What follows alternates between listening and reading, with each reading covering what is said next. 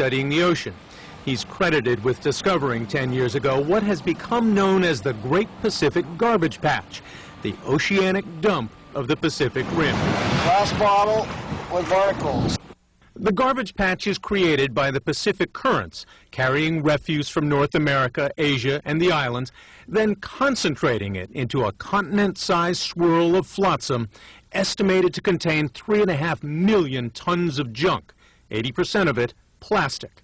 Moore has focused his study on an area twice the size of Texas, about 1,000 miles from North America. Sailing his research catamaran, Alguita, Moore and a small crew drag a trawling device through the garbage patch to study the content of ocean water.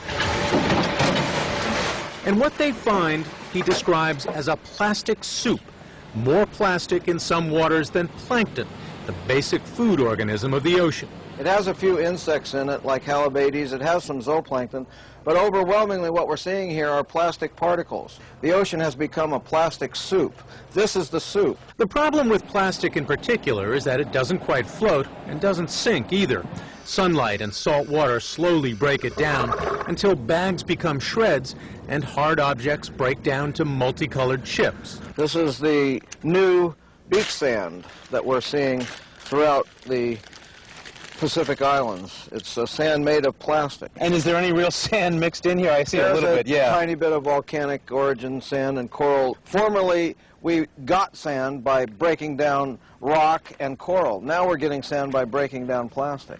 You're going to want to come to port. Starboard engine reverse. Some of it comes from ships. Got it. Fishing floats, a styrofoam buoy.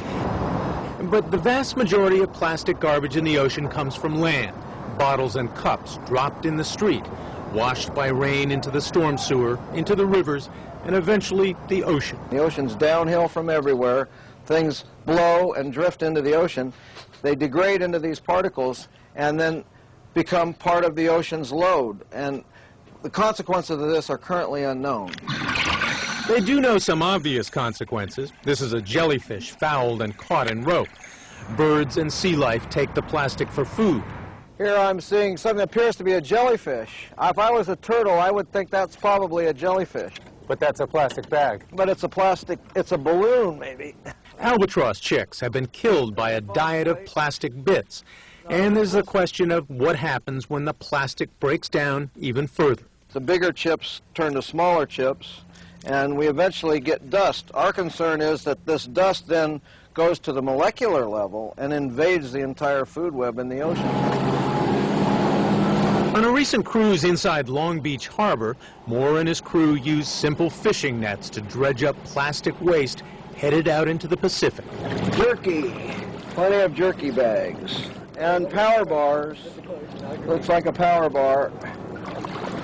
Yep, there's a granola bar.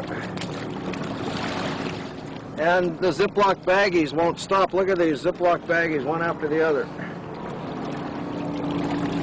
Moore says the level of ocean trash is only increasing, a reflection of ever more disposable packaging. He tracks the trends not at the store, but in the ocean. The metallized chip bags, you know, it's much easier to keep freshness in potato chips if you put a thin coating of metal on the inside of the bag. As soon as that started happening, we started finding these metallized chip bags out in the ocean. The Alguita returned from its most recent voyage with its rigging strung with found objects. Moore just hates to leave the junk floating out there. This is stuff that was collected by Captain Moore and the crew. He turns his findings over to the Sea Lab in Redondo Beach, which analyzes the content and concentration of plastic in the water. No matter whether you're studying the surface, 10 meters, 30-meter samples or 100-meter samples, every sample that we've looked at in the Pacific Ocean has had plastic in it. It's all suspended through the depth of the water. Correct. They even find what are called nurdles, pellets of unmanufactured plastic. Another pre-production plastic pellet. Spilled on factory lots and railway sidings, washed to the ocean. The levels are increasing. The amount of packaging is increasing. The throwaway concept of living is proliferating, and it's showing up in the ocean.